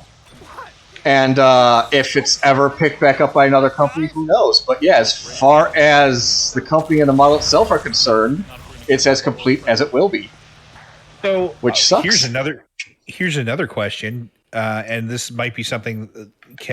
Is there any way that you can get either 3D models to 3D print your own versions of the missing parts? Is there any talk about that? No, because with the way this model was, it was not 3D printed. Many of the parts are die-cast metal. I'm sure the company itself does not or cannot release any kind of STS files or what they had planned, because this is more than just a simple snap-together, glue-together model. It came with small parts. It came with screws. If you go back and watch the videos, I don't do a great job of it, but you individually put pieces together. You are literally constructing a vehicle. Like, as far as constructing the engine goes, I put the engine together. Aside from putting the spark plugs into the engine and the pistons in, I could probably recreate that V8 engine almost part for part because of the detail they went into reconstructing that engine. Watch Adam Savage's build of his Ecto 1. But again, no, there are just so many other parts, like getting all the lights wired up for the roof rack, getting everything put in place for the light covers. No, there is almost no way of finishing that model without another company buying the plans and parts from whatever's left of Eagle Moss. And probably the distribution rights too, because I imagine all of those model parts and all of the things are probably licensed by whoever ever owns the franchise of Ghostbusters, so like Sony or whoever, right? Yep. Yeah, it would be Sony, yes. Yeah, so and also GM, because in the parts themselves, you could scan them as like official GM products. So this is a official GM product, since it is a Cadillac. Yeah, it's true. I never thought about that. So whatever deal Eagle Moss had worked out with Sony and GM would have to transfer over to the new company. Yeah. So yeah, unfortunately, the model is more or less complete and dead in the water because Eagle Moss as a company is no longer. Like, again, let me pull up this. Master of Mayhem goes. Also, apologies for forgetting your name, Striker. I am terrible with names. Oh, it's Mayhem. I'm just as bad. I talk to Striker quite a bit, so I know his name. But people I've worked with for years, I forget their names. It's very unfortunate. So all right, here we go. Go ahead. Sorry. Yeah, that's okay. Yeah, here, Ben Robinson. This is from Ghostbusters News, August 8th. Earlier this week, Ben Robinson, project manager of various collections that resided under Eagle Moss, including Star Trek, Doctor Who, James Bond, DC, and others, took to Twitter informing everyone that he had been laid off. So his tweet is, "I am no longer an Eagle Moss employee, so I am finally free to talk about what's going on. This has literally just happened, So what I want to say, two things. First is that I am very sorry to Eagle Moss's community. Has communication. Eagle Moss's communication has been non-existent. It is terrible, and I can only apologize. Robinson continued writing. The second thing I need to say is that there are people who are interested in taking over the build-ups and other models. It's too early to make any promises, but people are trying, and we'll do everything we can to make these projects continue. Adding this message is that I'm trying to rescue or resurrect the projects. But again, as of August, the Ecto-1 and the USS Enterprise, and looks like even... let's see. Following this post, Marvel PHX has reported that the story in the news, IPs, consider base, Eagle Moss build-up collections, PCT is already manufacturing the parts for various Eagle Moss build-ups, including the Back to the Future DeLorean, Ecto-1, the Enterprise D, and more. So parts might still go out, but there's no guarantee on that. But yeah, it's just, again, the project is dead in the water, it seems, at this point in time. What happened to Eagle Moss? Like, what was the reason that they shut? Like, it was just they were bleeding money. They were bleeding money, and they couldn't afford to keep up. So it's like, well, we got to close down. We have to file basically for Chapter 11. That's just crazy. That's what that is. Well, I mean, they probably ran on a platform that was basically, hey, gargoyles. These guys are fun just to grab and throw around. But, I mean, they may have relied too heavily on their build-up projects for capital. And their other smaller models probably just weren't keeping them afloat, and they just had to do it, is my guess. Let's get the recharge boost for the... Well, actually, no, we're going pretty good. So we'll just keep saving up money right now. I mean, the model building world is an interesting thing. I mean, we could probably talk for hours about like how every company does it differently. Like we can go like into detail of Games Workshop and their practices, which if you ask me, isn't that great. And then like you've got Ghost. Get them. And then like now we have Eagle Moss and showing like what happens if you don't look after your smaller projects and stuff like that. It's just interesting. And now of course like not Fastest Studios, sorry.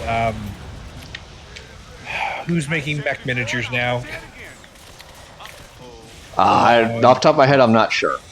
I can't remember the name of the company that's making all like Catalyst Games. That's who's making them now. It's Catalyst Games. Like their practices, and they seem to be doing all right. It seems like every company has a different approach to this, and it's either it's going to work or it's not going to work. So, and the other thing is franchise as well, or not franchise, but fan base as well. Like, I'm sure that there are a lot of people out there who would love to. Like, I absolutely would love to own another Ecto-1 because I actually was when I was in New York, I bought the Ecto-1 Lego kit because I was like, a fun build. Yeah, but over time, it was just, like I'd love to have an actual full-size Ecto-1, or I'd love to have the one that I had as a toy, just to kind of sit and put it on a shelf and be the old Kenner? Yeah. And so, it's like, I understand that. That's probably why people would like to buy, like, people were buying the Eagle Moss ones, but, Yeah, well, and plus, at the time, Eagle Moss announced their build-up model around the same time Blitzway, another adult collector company, announced their Ecto-1. And they're similar in price. Eagle Moss would have come out to be a little more expensive than the Blitzway, but since it was die-cast and just a few other things, it was worth the price point compared to Blitzway, even though they would be similar in size.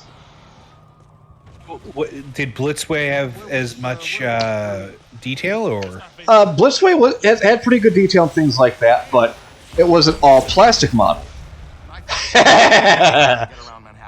But no, it was a large plastic model. You got you got everything up in all up in front, But, like, I would like to have preferred having the die-cast model of the Eagle Moss Ecto 1 over just, like, a matte plastic one.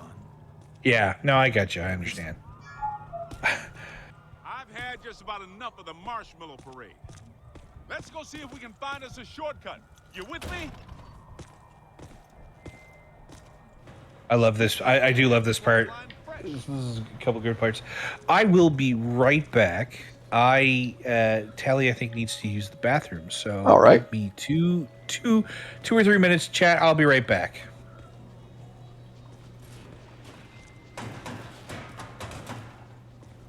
Are you kidding me? Haunted laundromat? God, I love Ernie Hudson. Just, you could hear he's seen everything and he's tired of it all.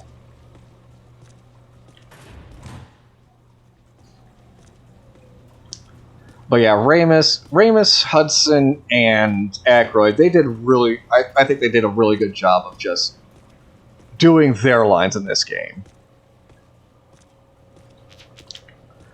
The deliveries may not be the best because, you know, I mean, for anybody who saw it, the new Mario trailer got released the other day, and even though we only got a couple of lines from Chris Pratt as Mario, we got a few lines from Jack Black as Bowser.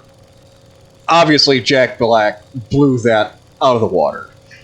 He's proven himself to be a good voice actor, and not all Hollywood actors are voice actors. Voice acting is a talent in and of itself. Ooh, we have a new cursed item. Galino's Enchanted Pail, circa 1940. World-famous magician Angelo Galliano had an older brother, Ronald, who was said to have been an even more talented magician than Angelo. Ronald wasn't good with audiences. So he took up construction work and couldn't get regular stage work. So it's a magical toolbox. Wonderful. Because unlike regular...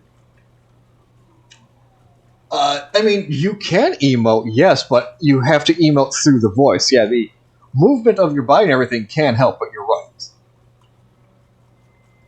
Now, voice acting, again, it is very hard. It takes its own special talent to voice act.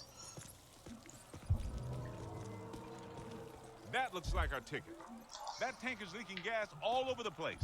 That is a serious safety hazard, man. I wanted to test these first, but since we're waiving that safety step today anyway, you should be aware that I modified the neutrona wand, which normally releases the particle stream. Wow, it's like Christmas Came early. Earlier than what? They started Christmas before Halloween this year. Yeah. House dressed as Dracula. Yeah, they did. Okay, fun time. Horse and dart should do the trick. You guys might want to stand back. How far exactly?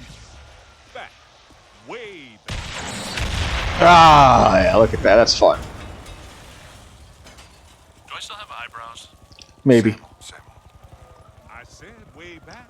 And then she just comes through the flames. Nicely done. Great job, kid. That car cares not for you mortals. Gasoline. Alright, let's see here. We got 13k. Yeah, let's get some of the... less damage reduction. Yeah, let's get the heat reduction for this. I am back once again. Sorry about that. Like I said, had to take Tally out for a little pee. She was looking at me all cross-legged, like, "Daddy, I gotta pee." Yeah, that's fine. We just got the boson darts. Yay! And we just upgraded. It has been discovered that the addition of the fermion absorption ring to the Proton Pack's neutrona wand subsequently reduces the boson particle overheating, allowing more boson darts to be fired before causing pack shutdown. Boson dart impact damage is also increased, which is good. Also, accidentally neutrona wand blockage vaporization damage is reduced to only 1 mile. Hooray! Hooray! It's the future. Egon, once again on the Super. But also, another thing about the remaster, you see the passenger front tire? That, for whatever reason, is flipped backwards. You don't see the hubcap in the game model. It annoys the piss out of me. Am I in chat? There's hubcaps on the other wheels, but not that one. Right. It's like the wheel itself was just flipped inside out. You see like the backside of the wheel. That's poor. That's poor. It like, is. quality control. So yeah, the remaster is it. If you could get the original 09 release of the game, get that, please, if you want to play this game. I cannot recommend the original release of the game strongly enough. Yeah, it's right there. Oh, hey. I love the flavor text of this. Toaded Jenkins Midnight Goose, circa 1944. The famous bottomless bottle of three-toed Jenkins. A notoriously unrepentant tramp that rode the rails in the 30s and 40s. The legend goes that he was called Speedy Jenkins before he exchanged something dear to him for a bottle of cough syrup that never runs dry. Oh yeah, this game is a love letter to the franchise. Again, it was a game very much written by fans for fans. Oh, you just lost Porta-John at us. Well, that's shitty. Yeah, what a load of crap that is. And there's another one over here.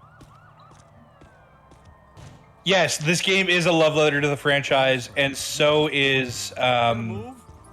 If this is a game of love letter to the franchise, I think the Afterlife was a love letter and a tribute to Harold Ramis, especially at the end. And it's just like with they. I know we've had some people in the Legion that have said certain things and stuff like that about using people's likenesses and stuff like that in 3D. But when you do it respectfully and stuff like that, and they did it very respectfully to well, Harold they got his family's permission to do it like that. Yeah, and they did it, and of course Jason Reisman it's Jason's the Jason, son, yes. Come here. Was just like, I mean, he grew up around the guy, right? Like he grew up with him, watching him. And he's also friends with I forget her name, but like Harold's oldest daughter. You know, those two were also friends because of the first film. You know, they were both on set constantly as well. Yeah, and so that like it's just like this is my tribute to like my very good friend and friend's father and like family. It's a family tribute as far as I'm concerned, and it was really well done. And I'm really glad that as much as like say what you want about Bill Murray and stuff like that, man's got his own level of stuff. I'm really glad that they could at the end even on Harold's deathbed that they could put that in the past and say this was not good. I'm sure like I've heard Bill comment on things like he did regret some of the things that had happened and stuff like that. So it's just it was good that everything even not even just for the movie. Like the movie is a cool outcome, but it's just glad to hear that like the people that were involved with that were able to come back together and say, let's do this and let's make it right and let's be better than what we were, Don't ever come out. Matt Gatto, it's like, well, hold on a second here. Like, the Afterlife hasn't necessarily closed the series. Oh, they're in production of the next film. It's closed. It's codenamed Firehouse currently. It closed a chapter on like Harold Ramis and the Spengler character. Yeah. Well, there might be a new Spengler character for all we know now. Well, okay, the character of Egon Spengler. Yeah. The only issue, I mean, I will say this, I liked how they did Afterlife, but unfortunately the issue I have with Afterlife is the grandchildren were just too young. Like, if they're going to, if the next film is going to be, a movie about the business, you can't necessarily bring a 13-year-old, 12-year-old girl out on business calls now. No, they would have, as I would assume, if they're going to do it like that, they would advance the character's age a little bit to at least be like 16, 18, something like that. Yeah, and I mean, and that's unfortunate for the actress if they do that, because she did a really good job in that, playing her role and everything like that. I think she's She might have been playing 12 or 13, but I think she was like 14 or 15. So, go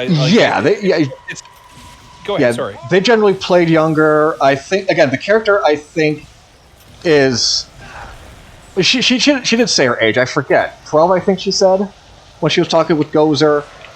Yeah. But yeah, the actress, yeah, she's like 14, I believe. Yeah. And same with Finn, he's like 16? No, Finn's Christ's sakes, Finn is. Oh no, the character. Like because yeah, like okay, yeah, the character.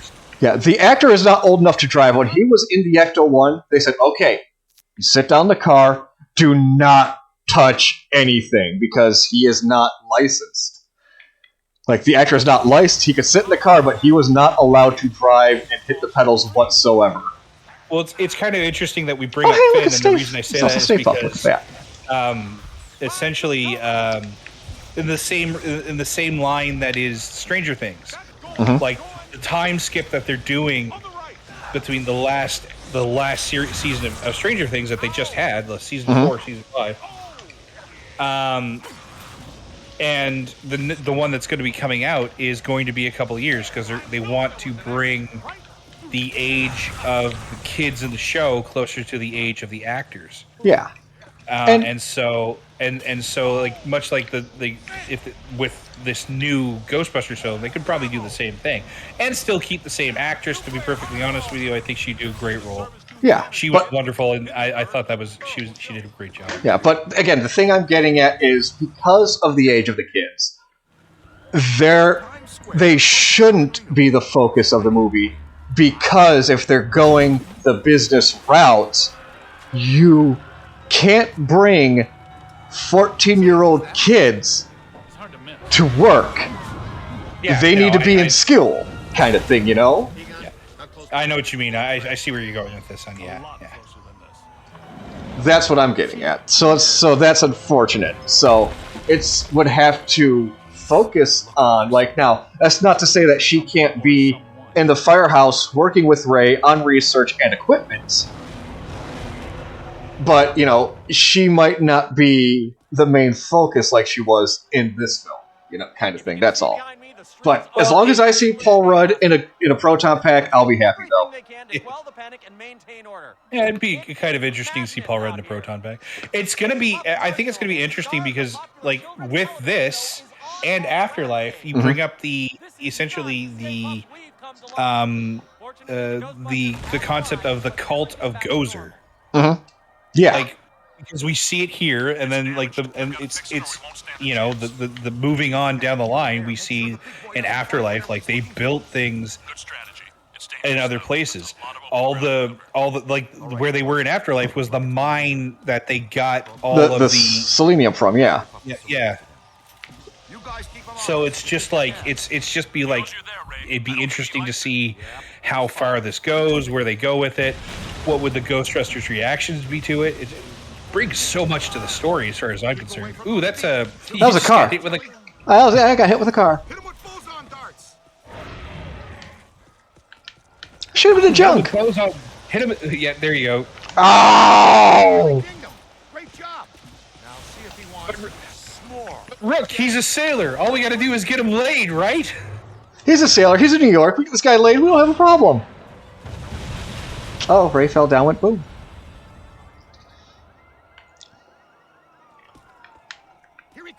Like, I've only seen Afterlife. I saw it 4 times in the theaters. And I think I've watched maybe about 4 or 5 times since buying it. So I really got it's watch count really needs to catch up to Ghostbusters 1 and 2. I never saw it in theaters because I never got a chance to because lockdown.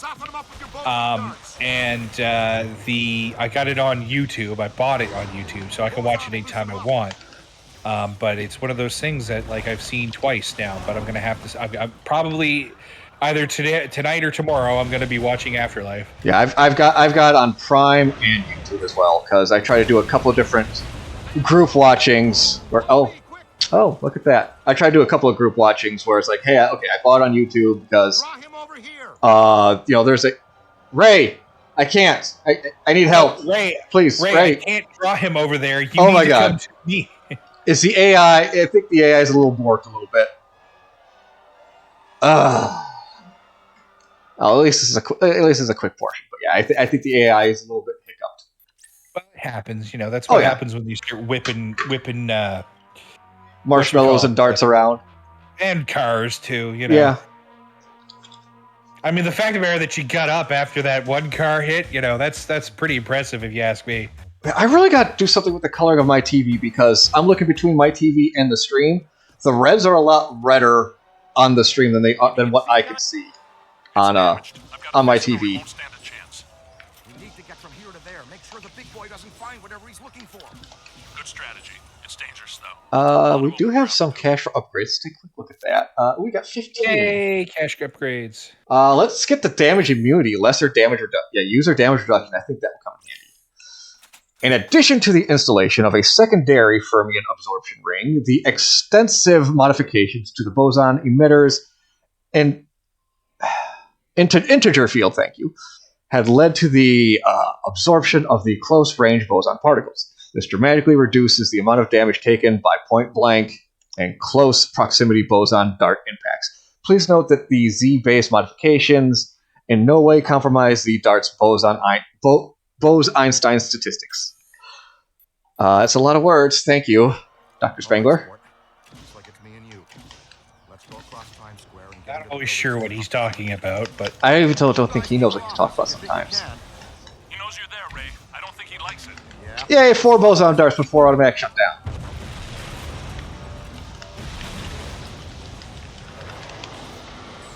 Keep away from those feet. He'll stomp you into jelly. Yeah, he will. Nice But I'm not going to say it. Here's the question: is like 2 tons of marshmallow really enough to squash you, or is would you just pierce his foot? I don't want to find out. I don't know about you, but I do not want to find that out. I am not into that. Here he comes. Evasive maneuvers. But yeah, and also in the remastered, you don't get the Doritos advertisements. You just get nacho chip advertisements. I just love blowing these guys up with a boson dart. Just pop. Oh yeah. Venkman, are you getting coffee? I love that line. I forgot that line was in there. With boson darts. And it's not the first time he goes and gets coffee. What was I doing while you were getting coffee for 3 hours? I was digging a hole in the middle of the street.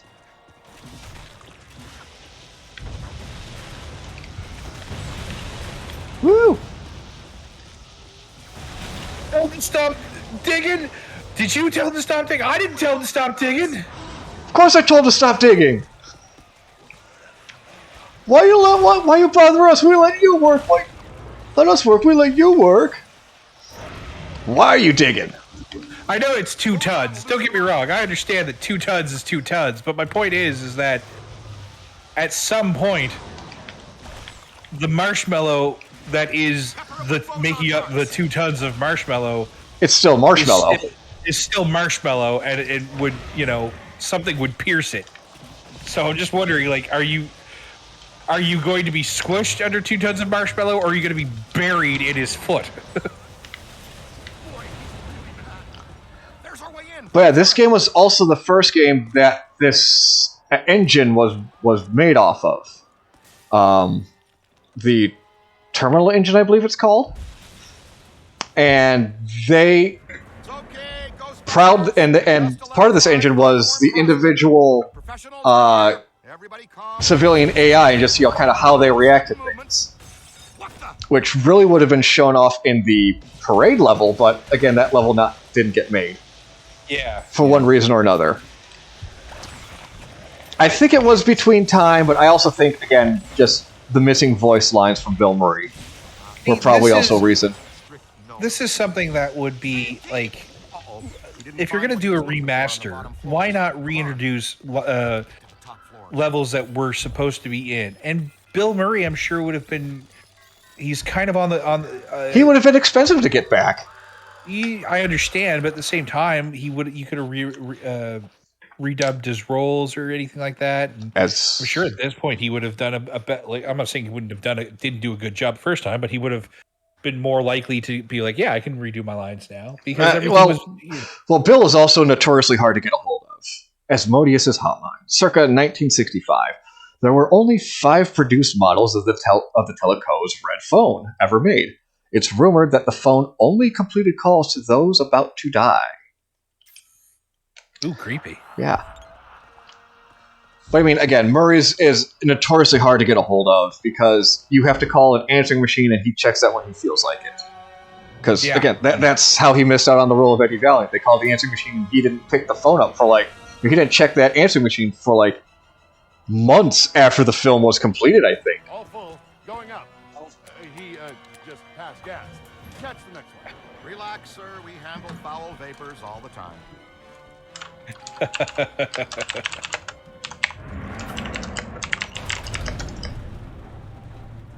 stay in for lunch, you said. Why leave the building, you said. It'll be quiet, you said. You know You're fired, right? You're right. I secretly knew our lives would be in danger and thought, hey... Well, we're coming up to a decent checkpoint, I think, where we can save for you, yeah. Yeah, we got about 10 more minutes, and then we gotta dip out. Yeah, let me see if I can make it through this next section, because I think that is a checkpoint. If not, I know this, getting off the elevator is a checkpoint, so... Yeah.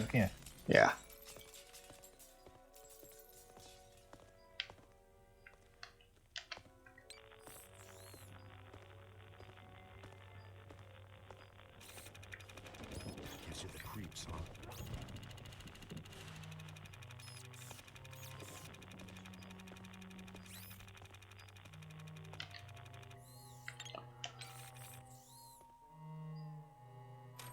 So you've got the goggles down with the PKE meter out. They did a good job on some details in this game. I agree. I love that the PKE meter looks like the PKE meter. Mm-hmm. I mean, the screen is quite a bit bigger than it was in the films, but yeah, it also it also works as your pause menu too. So it would be kind of cool if you could switch out the look of it. It'd be kind of cool to have one of those things like unlockables. So you unlock the real Ghostbusters PKE meter. Do you remember how that looked? Yeah, that would have been. Well, I mean, there is a model of it in the game now. It's in the basement with the containment unit. Oh, jeez, I never noticed that. Oh, yes. Yeah, same with the Extreme Ghostbusters traps are down there as well. I'm gonna have to. When I start playing this tonight, I'm going to have to go down into the containment area and start looking very, very closely. Yeah, no. I mean, if you're playing that, oh, fuck! All right, let's get this. Yeah, like I said, I know this is a checkpoint right here. Oh, pay tribute to Prince Viggo von Homburg Dosterhoff, the Carpathian. He waits in the firehouse. I always loved listening to his lines because, if not mistaken, they got the original actor to do that too. Yep. They got as many original voice actors back as they could for this film. The only thing I haven't seen, they weren't able to get Sigourney Weaver back. They did try to get her back, but at first she declined. But further into the game's development, she said, "You know what? I'd give it a shot." But they were so far into development at that time, she would have just been like the voice of the computer.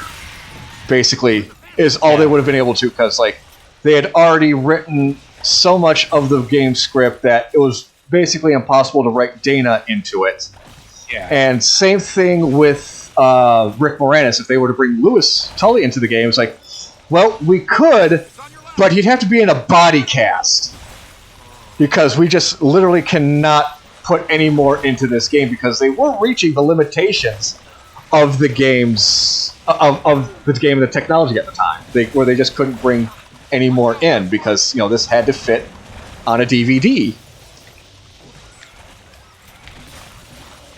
Mech says, it appears the material that Stay Puft is made of is pretty dense. He can pick up trucks and objects without his hand deforming around the object. This is true. However, And this also applies to, yes, you would probably be crushed then.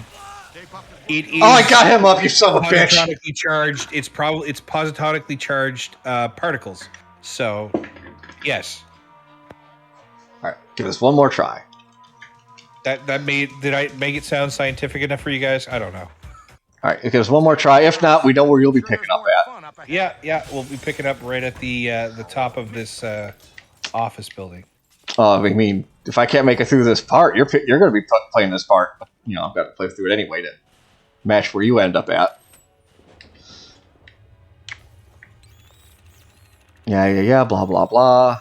Sudden movements. Okay, sure got quiet all of a sudden. Ooh, good shot.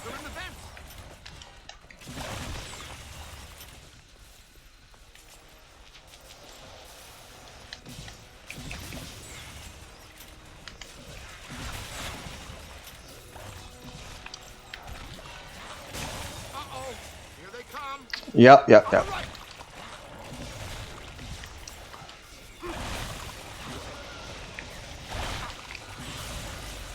Oh. There we go. That's like 3 of them right there.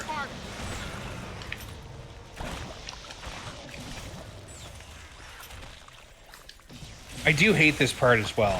Yeah, it was a bit. Be bad. Oh, no. Oh, Jesus Christ!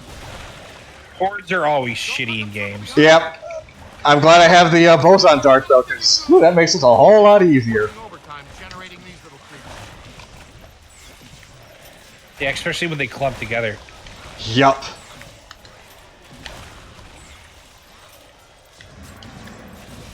There we go. Okay.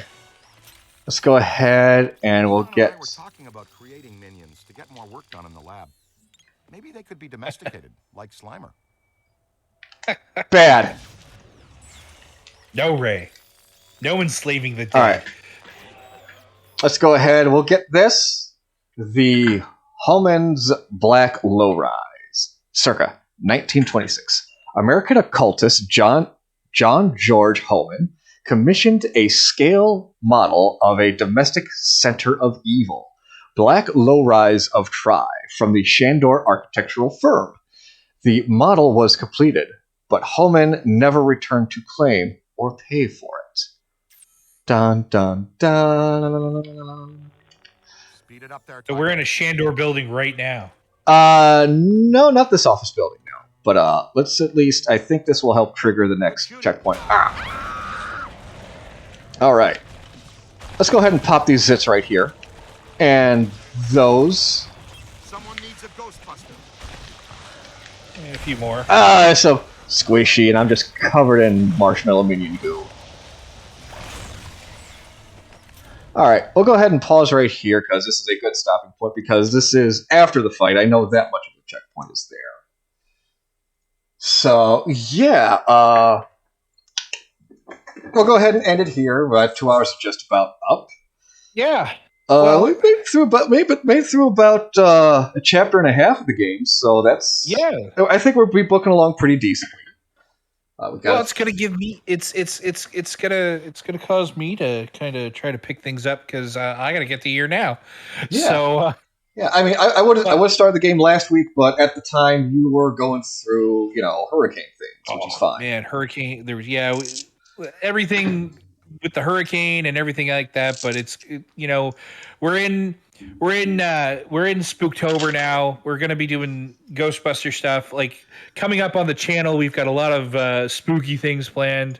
I'm not sure what fully has been planned, as I have been away for a while. But I will confer with Diggs, and for right now, this is it for me and Stryker.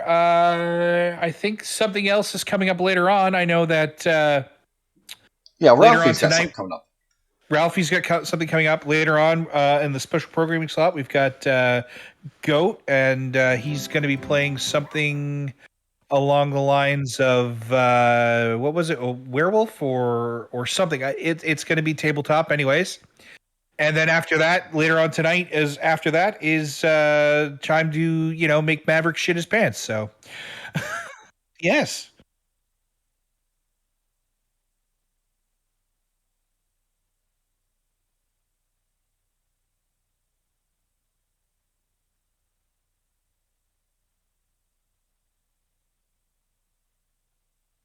Bye.